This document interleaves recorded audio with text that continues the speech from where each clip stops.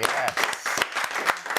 Congratulations on this drama. It is brilliant. And it's an hour long, which is quite rare, isn't it? It's just one episode. Yeah. Ben, what did you think when you first read the script? Because it's quite different, isn't it? Yeah, I was really excited. I loved it the minute I read it. Mark Burt's script is really engaging. It's a real page turner. You know, you just can't. I couldn't stop till right at the end, and the twists and the turns are fantastic. I was delighted that Claire was in it because Claire is brilliant. And the scenario was fascinating. The kind of world in which it's set, the context in which the story is set was really, really interesting, really topical, and also the characters are superbly written. They're really well drawn. Yeah. Well, Claire, the two of you play two parents that are thrown into this nightmare. Yeah.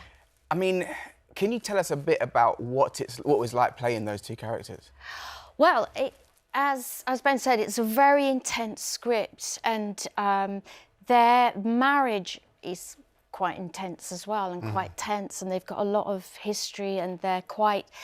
They met each other at university, but they split up and they've got back together. And now my character is she's sort of head of a big corporation, and she's kind of distanced herself and made herself, she's very wealthy and very powerful, and I think she thinks there's nothing she can't solve with money.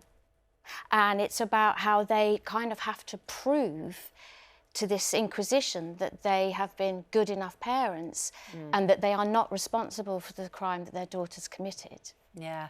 Well, Saoirse Monica Jackson, brilliant actress. Yeah. She's the one giving you the grilling. Yeah. She's fantastic. What was it like working with her then, Ben? Oh, it's superb. I mean, I was really excited at the prospect of working with her. She was superb. I mean, she just had endless questions for us, and this kind of most of the drama takes place in this inquiry, and kind of very stern, very cold, kind of laser-like inquisitor appears, and relentless. She's just fantastic. I mean, it's as far from Derry Girls as you can get. Yes, really. Yeah. The versatility is just huge talent, isn't it? Yeah. Gosh. Yeah. And it has been likened to adolescence, which of course was, popular, but also opened up this really important and big conversation. And the trial sort of follows on, doesn't it? And it's sort of in that bracket, isn't it? It sort of does the same in a way. Yeah, I mean, it's related to adolescence. Yes, it's hopefully it'll become part of that conversation about how we bring up our children and how we, as parents of children, relate to our children, and how much we know about the world in which our children live. Yeah, because actually, if you think about it, I mean, just as a parent, my kids are much older now, but what do you know about what they're doing? That's always the scary thing, isn't it? And what do you know? And I think this will be another great conversation starter where people can just ask them. Because when I first read it, I did sort of ask myself that question. I mean, I'm not sure I came up with an answer, but no. Well, that's the thing. There's such an interesting question at the heart of it, isn't there? Yes.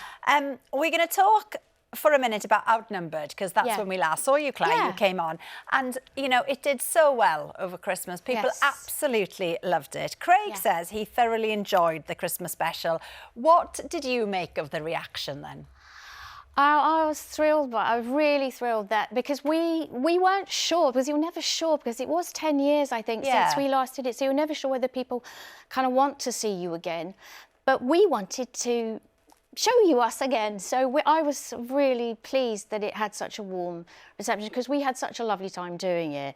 And I think, as I said before, when we were on at Christmas, it was just getting to know those kids as adults was one of the biggest joys of it. So I'm glad that translated. Yeah, no, I bet. Now, Ben, we've got to ask you about Andor as well. Oh, of course, the second series has had rave reviews, and you're part of the Star Wars furniture now. Yes. It was a dream come true for you, though, wasn't it? Well, yeah, I kind of have two reactions to Andor. One, kind of the grown-up in me goes, it's really excited to be part of a very well-constructed, well-written science fiction story that kind of stands up on its own, regardless of whether it's part of the Star Wars franchise or not.